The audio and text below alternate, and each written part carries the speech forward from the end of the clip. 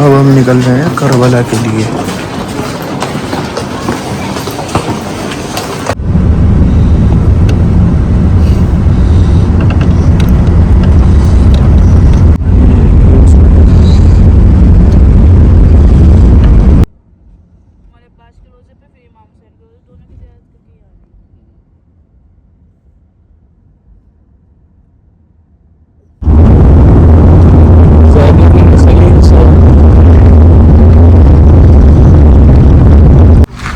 Vlog की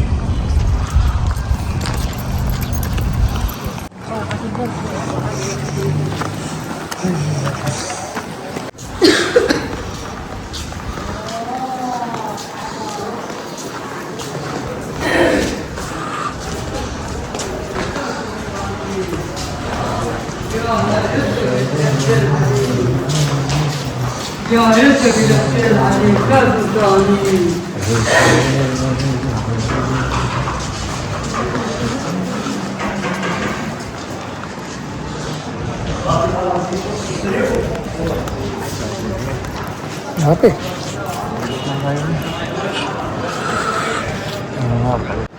हम इस वक्त जो है जनाब ज़ैद के रोज़े पर हैं और जनाब ज़ैद जो है वो चौथे इमाम के फ़र्जंद हैं। जितनी ज़ैदी सादात है सब इन्हीं के नस्ल से हैं। और चौथे इमाम ने ख़ुरूज किया था बनी उमैया के ख़िलाफ़ और तकरीबन सन 122 हिजरी में आपकी जो है वो शहादत वाक़ई हुई, यानी करबला के तकरीबन 61 साल के बाद, 60-61 साल के बाद। और छठे इमाम के दौर में थे आप। जब आपने ख़ुरूज किया है तो आप कूफा में थे और काफ़ी लोगों ने आपका साथ दिया ख़ुरूज करने बनी उमैया के ख़िलाफ़। और आपकी शहादत ऐसा बात हुई कि आपके माथे पर तीर लगा था और वो तीर जो है जहर से बुझा हुआ था। जब माथे पर तीर लगा है तो आपकी शहादत वाक़ई हुई और जो आपके चाहने वाले थे, जो आपके साथी थे, उन्हें लाकर आपको दफन कर दिया। लेकिन दुश्मनों को जब पता लगा कि है दफन कर दिया है तो उन्होंने आपको कब्र से निकाला है और निकालने के बाद सर को तन से जुदा किया और आपको सूली पर चढ़ा दिया। 3 साढ़े 4 साल तक जो है आपका जनाजा जो है ऐसे ही सूली पर लटका रहा है। और हिशाम बिन अब्दुल मलिक के बाद जब दूसरा बादशाह आया है उसने आपके जनाजे को उतारा है और उसे जला दिया, यानी उसने इससे ज़्यादा जुल्म किया आप लोगों पर। तो अब ये नहीं कह सकते कि आपके यहाँ जिसमें मौजूद है, यानी जो चीज़ बची थी वो उन्होंने यहाँ दफन कर दी। आ जाए यहाँ 2 रकात नमाज़ पढ़ लीजिएगा और फातिहा वगैरह पढ़। ये यहाँ पे सभी हो रही थी ईरानी चाय की। बैठ जाऊँगा।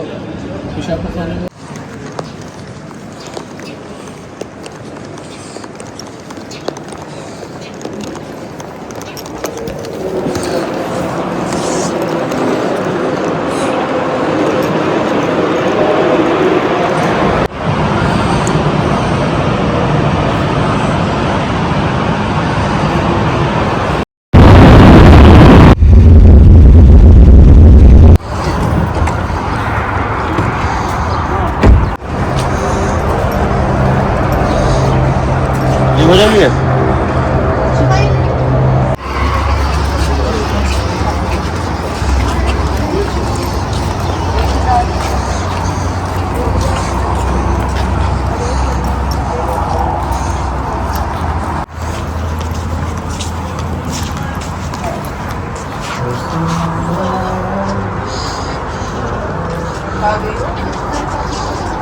अयूब पढ़ते हैं तरफ से अपने वालिदैन की तरफ से मौजूद की तरफ से पढ़ते हैं नबी अल्लाह अयूब की और नबी अल्लाह अयूब के जिन्हें साबिर कहा गया है और इनसे बड़ा साबिर कोई गुजरा नहीं है।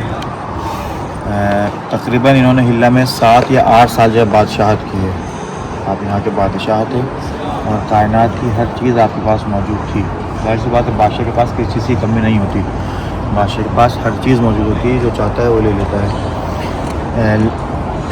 लेकिन खुदा ने जब इनका इम्तहान लिया तो जाहिर सी बात है शैतान से देखा नहीं गया कि नबी अल्लाह अयूब हैं, साबिर है, हर चीज़ मौजूद है। खुदा से कहा कि ये तेरा जो सब्र कर रहे हैं, ये तेरा शुक्र कर रहे हैं, तो जाहिर सी बातें करेंगे, इनके पास हर चीज़ मौजूद है। बात जब इनसे तू ले ले और उसके बाद तेरा सब्र करें और तेरा शुक्र अदा करें। तो खैर खुदा ने इनसे पहले इनकी औलाद को ले लिया इनकी औलाद इस दुनिया से चली गई, यानी मर गई। फिर जानवर, धीरे धीरे हर चीज़ खुदा ने इनसे ले ली, लेकिन इनके ज़िक्र में इजाफ़ा होता गया। जैसे खुदा इनसे चीज़ लेता गया वैसे इनके ज़िक्र में इजाफ़ा होता गया और सब्र किया और शुक्र और ज़्यादा करते रहे। फिर रात में कि कोई बीमारी मुब्तला हो गए थे। फिर जब इनका इम्तिहान ख़त्म हुआ है तो खुदा ने जान लिया कि वाकई ये सब्र करने वाले हैं और शुक्र करने वाले हैं। तो फिर जनाब जबरील को भेजा और यहाँ से पानी जारी किया जो हुआ है, चले वहाँ हुआ है। फिर आपने इससे गुस्ल किया, तब आप जो इससे बीमारी से शिफा होगी। 2 रकात नमाज़ यहाँ पर। ये है नबी अल्लाह अयूब का कुआं। अब हम यहाँ से पानी भरेंगे। इधर से वज़ू करके आते हैं। ये नबी अल्लाह अयूब की कब्र है।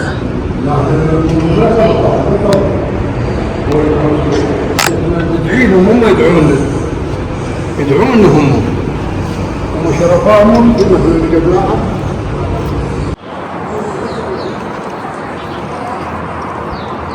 अब यहाँ से ज़ियारत कर ली हमने, अब चलते हैं दूसरी ज़ियारत की तरफ।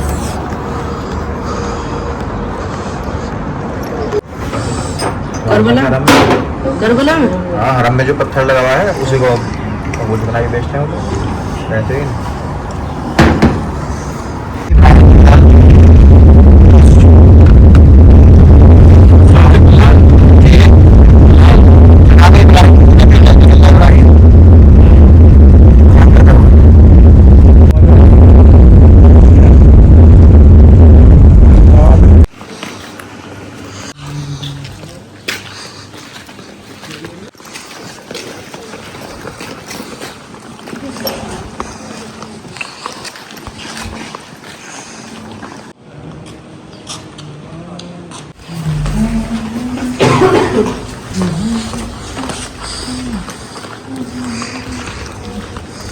देखिए सबके इधर सही है।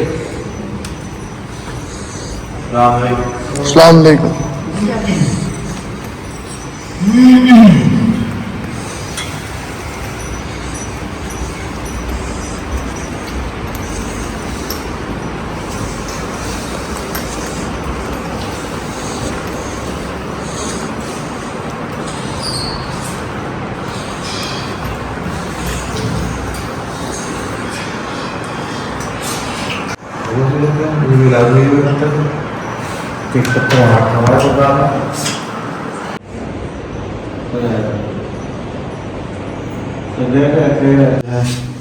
उस मकाम पर हैं जहाँ जनाब इब्राहिम की विलादत हुई थी और जनाब इब्राहिम के चचा थे जिनका नाम था आज़र।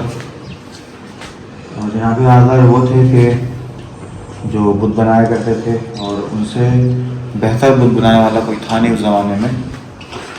तो वाक़या ये है कि बाहर शहर में जश्न था, लोग जश्न में गए हुए थे और जनाब इब्राहिम जो है उस वक्त किला में मौजूद थे। बहुत सारे बुत जो है बुत खाने तक वहाँ रखे हुए थे बुत। तो जब लोग सब वहाँ चले गए जश्न में, यहाँ जनाब इब्राहिम से बाकी थे, जनाब इब्राहिम ने सारे बुतों को तोड़ दिया। और जब लोग वहाँ से वापस आए और इल्लत मालूम की कि आखिर ये बुतों क्यों तोड़ा गया, किसने तोड़ा, तो ज़ाहिर साहब ने यही कहा कि यहाँ पर सिर्फ इब्राहिम मौजूद थे और जनाब कोई मौजूद नहीं था। तो इसका मतलब जो है जनाब इब्राहिम ने ही बुतों को तोड़ा है। जनाब इब्राहिम ने जो है जो सबसे बड़ा बुत था उसके हाथ में जो है कहते हैं हथौड़ी दे दी थी ताकि लोग ये समझे कि इसने तोड़ा है। जबकि जाहिर सी बात है बुत होता है कि जो कुछ नहीं कर सकता, उसके इख्तियार में कुछ नहीं होता। तो लोग जब आए हैं और देखा है कि बहुत सारे टूटे हुए हैं, जनाब इब्राहिम से कहा आपने तो काम ही नहीं तोड़ा बुतों को। किसने कहा ये बड़ा बुत है, जाहिर सी बात है उसने तोड़ा है। जो तुम उनको खुदा मानते हो तो जाहिर सी बात है ऐसा कैसा खुदा है तुम्हारा जो कोई काम ही नहीं कर सकता। तो उन्होंने कहा कि बुत तुम्हारा ये नहीं तोड़ सकता। कहा क्यों तोड़ सकता, क्या बुत है और बुत के इख्तियार में कुछ नहीं है। तो जब इख्तियार में कुछ नहीं है तो फिर इसको खुदा क्यों मानते हो। खैर जब ये नमरूद के वाक़या मालूम हुआ तो नमरूद ने जब फिर इस मकाम पर जहाँ नमरूद का महल था यहाँ पर जो है फिर यही जो है जनाब इब्राहिम को नमरूद ने जो है आतिश में डाला था। और राह जो है वो गुलजार हो गई थी। और निशानी के तौर पर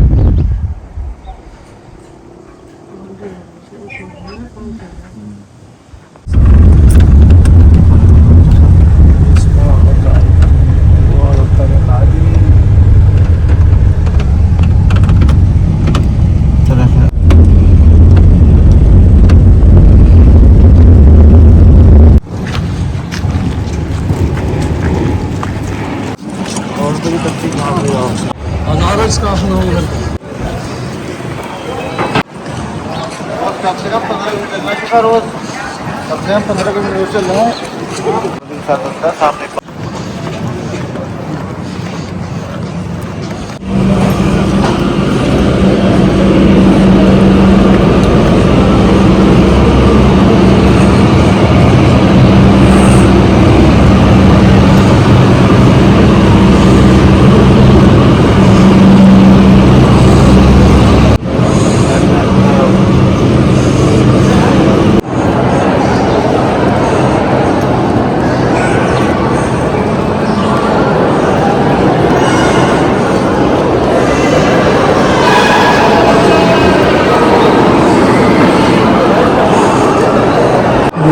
इमाम हसन की बेटी का मुकाम है।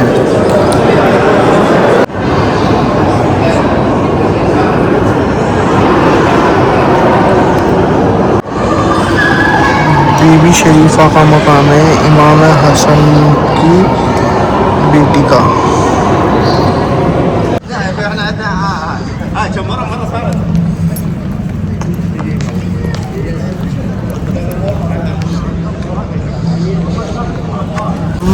आ गए हैं करबला, सामने हरम है मौला का।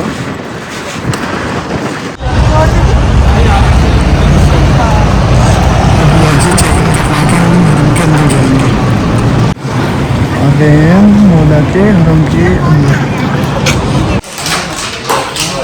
होटल में सीधा जा रहे हैं मौला के हरम के पे। ऐसे कहते हैं जैसे नजर से जिस हालत में आओ उसी हालत में हरम जाओ, यानी कि कपड़े वपड़े बदल के और ये वो जा रहे हैं अब हम मौला के हरम। मौला का हरम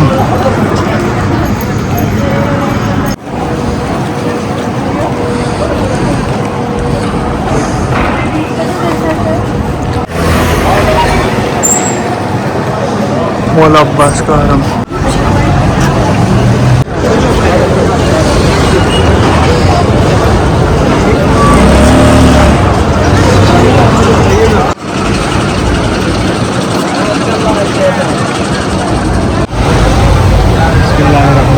ये रहा मौला।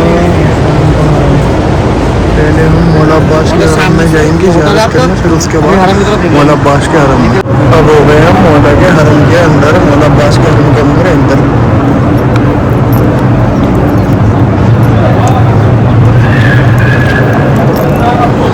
माशाअल्लाह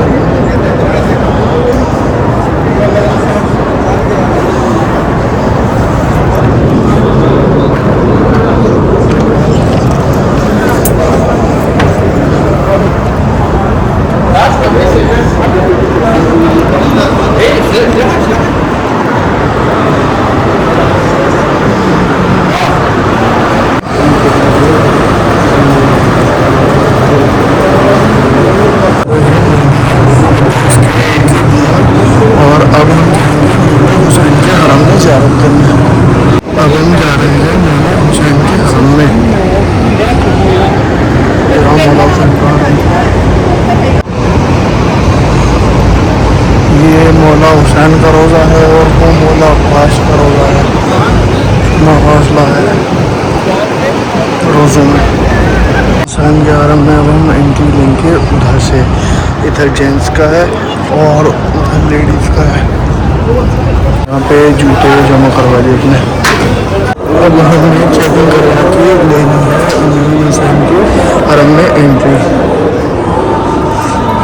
देखो हम पर जा रहे हैं।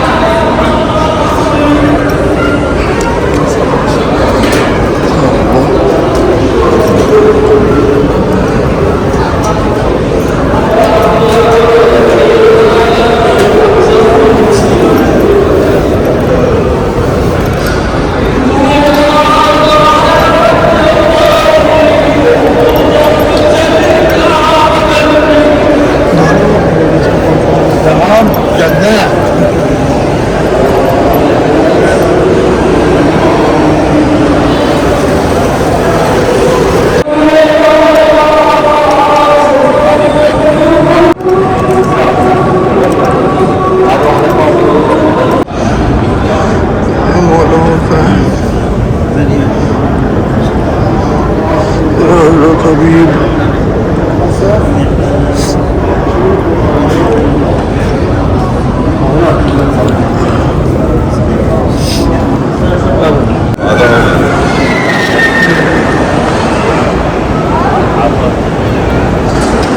हमने ज़ियारत कर लिया है इमाम हुसैन के रोज़े की भी, और अब हम जाएंगे होटल और फिर उसके बाद नहा धो के शाम में आएंगे वापस हरम के अंदर।